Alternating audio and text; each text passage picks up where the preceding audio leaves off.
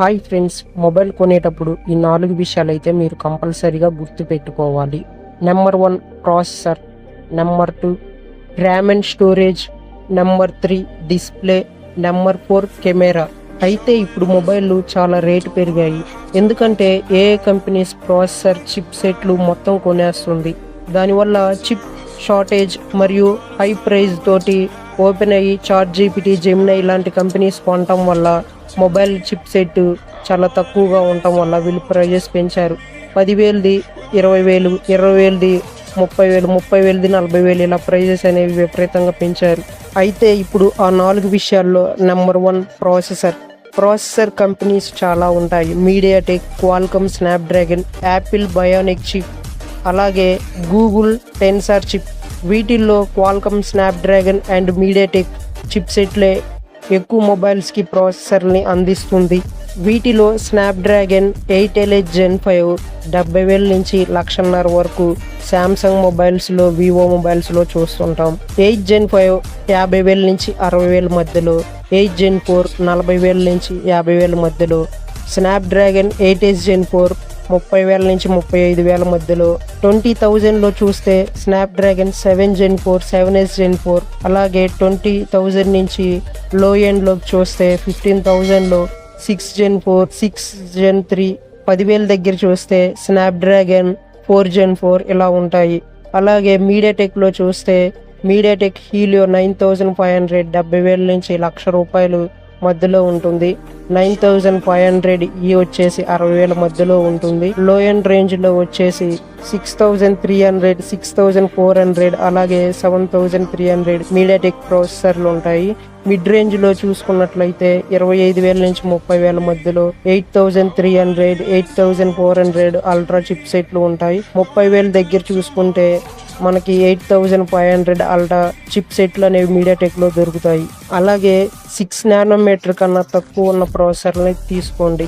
Number 2 విషయానికి వస్తే RAM and storage. ఇందులో RAM 4GB, 6GB, 8GB, 12GB, 24GB ఇలా ఉంటాయి. స్టోరేజ్ విషయానికి వస్తే 64, 128, 256, 512, 1TB వేరియంట్స్ వరకు ఉంటాయి. ఫాస్ట్ ర్యామ్ వచ్చేసి ర్యామ్ లో LPDDR5X ర్యామ్ యూజ్ చేస్తారు. ఇది చాలా స్టేబుల్ గా, చాలా స్పీడ్ గా ఉంటుంది. ఎటువంటి ల్యాగ్ లేకుండా యాప్స్ ని లోడ్ చేయడానికి యూజ్ అవుతుంది. ఇది high-end మోడల్లో ఇస్తారు. అలాగే మిడ్ రేంజ్ లో చూసుకుంటే LPDDR 4.1, లో ఎండ్ లో చూసుకుంటే 3.1.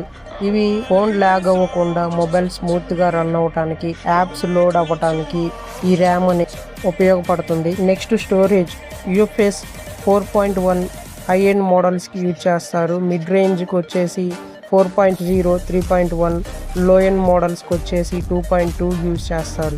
మీరు మినిమం 128 స్టోరేజ్ తీసుకోండి. ఎందుకంటే 30GB దాకా యాప్స్ లోడ్లో చేయడానికి ఈ స్టోరేజ్లో ఉంచుకుంటాయి. మీరు ఇన్స్టాగ్రామ్ కానీ గేమ్స్ కానీ యూజ్ చేస్తుంటే, పబ్జీ, ఫ్రీ ఫైర్ లాంటి గేమ్స్ యూజ్ చేస్తే ఇది 1GB దాకా ఎక్స్ట్రా స్టోరేజ్ అనేది తీసుకుంటుంది. ఇలాగ స్టోరేజ్ అనేది తగ్గుతుంది. కాబట్టి మీరు 256GB కానీ 128GB కానీ తీసుకోండి.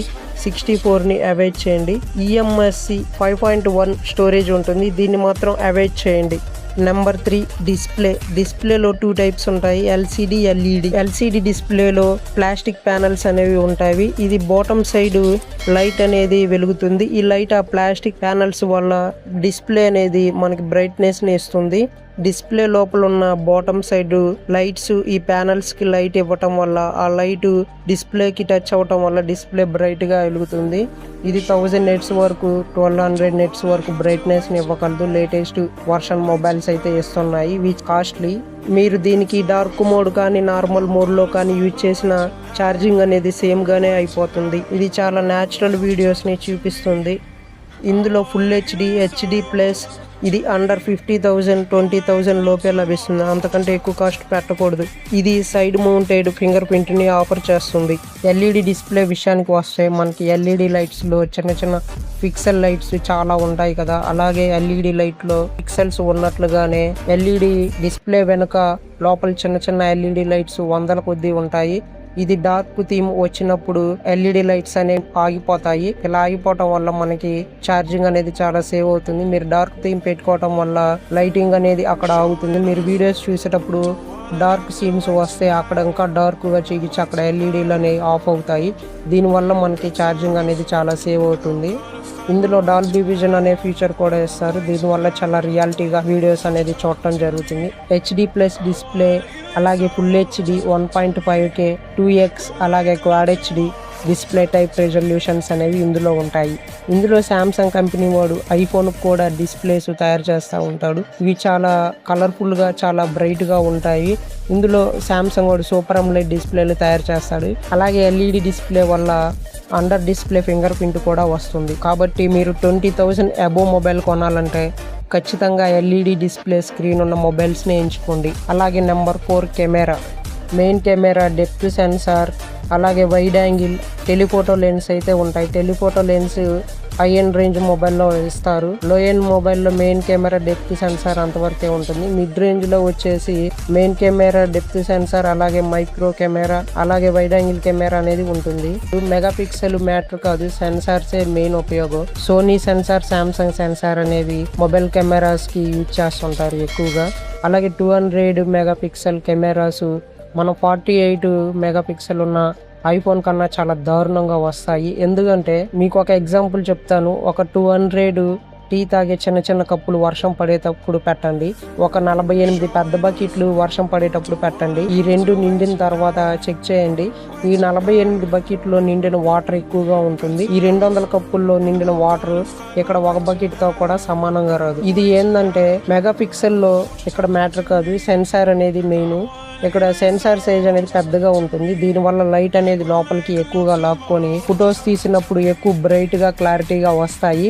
అలాగే నైట్ టైం తీసినప్పుడు కూడా లైట్ అనేది లోపలికి లాక్కొని నాయిస్ లేకుండా ఫొటోస్ అనేది అందిస్తుంది. ఇలాగ సెన్సార్ సైజు చిన్నగా ఉండటం వల్ల మనం ఫొటోస్ తీసినప్పుడు నాయిస్ ఎక్కువగా, క్లారిటీ లేకపోవటం కనిపిస్తుంది. ఈ 30,000 రూపాయల్లోపు వచ్చే మొబైల్స్, 200 MP మొబైల్స్ ఉంటే అసలు తీసుకోకండి. ఎందుకంటే ఇవి కెమెరా క్లారిటీ చాలా దారుణంగా ఉంటుంది. వీళ్ళు పబ్లిసిటీ కోసం 200 మెగాపిక్సెల్ అని కెమెరా ఇస్తుంటారు అంతే. అయితే శాంసంగ్ మొబైల్లో 200 మెగాపిక్సెల్ ఇస్తారు కదా, అది చాలా క్లారిటీగా ఉంటుంది అనుకోవచ్చు. అందులో 200 మెగాపిక్సెల్ ఇస్తే అక్కడ లోపల సెన్సార్ సైజ్ కూడా చాలా పెద్దగా ఉంటుంది. దానివల్ల చాలా క్లారిటీగా వస్తుంది. ఇక్కడ మెయిన్ సెన్సార్ అనేది ముఖ్యం. 1 ఇంచ్ సెన్సార్ ఉండటం వల్ల చాలా క్లారిటీగా వస్తుంది. సోనీ సెన్సార్ హై-ఎండ్ మోడల్లో LYT 900, IMX 989 సెన్సార్లు యూజ్ చేస్తారు. మిడ్ రేంజ్లో వచ్చేసి LYT 700, IMX 900 సెన్సార్ని యూజ్ చేస్తారు. శాంసంగ్ కూడా కొన్ని సెన్సార్ని యూజ్ చేస్తుంది, కానీ అలా చాలా లో ఎండ్లో యూజ్ చేస్తుంది. చాలా తక్కువ మొబైల్స్లో వాడతారు. కానీ శాంసంగ్ మొబైల్ సెన్సార్ అనేవి చాలా ఆప్టిమైజింగ్గా ఉండటం వల్ల మంచి పిక్చర్స్ అనేవి వస్తాయి. ఇంకా చేసుకొని తీసుకోండి. నెక్స్ట్ వచ్చేసి ప్రాసెసర్ గురించి చాలా డీటెయిల్గా ఒక వీడియో చేస్తాను. నానోమీటర్ అంటే ఏమిటి, GPU CPU అంటే ఏమిటి, అలాగే ఓక్టా కోర్ అంటే ఏమిటి, ఇవి మొబైల్స్లో ఎలా యూజ్ చేస్తారు, దీనివల్ల మొబైల్కి ఏం ఉపయోగం అనేది నేను చాలా క్లారిటీగా ఒక వీడియో అనేది చేస్తాను. ఈ మొబైల్ తీసుకునేటప్పుడు ఈ 4 ఫీచర్స్ అనేవి చెక్ చేసుకొని తీసుకోండి. ఎందుకంటే మీరు ఆఫ్లైన్లో, ఆన్లైన్లో చూసేటప్పుడు మొబైల్ ప్రాసెసర్లు అనేవి చాలా తెక్కల ప్రాసెసర్లు పెట్టేసి హై ఎండ్ రేంజ్కి అమ్ముతున్నారు. కాబట్టి నేను ఈ వీడియో చేశాను.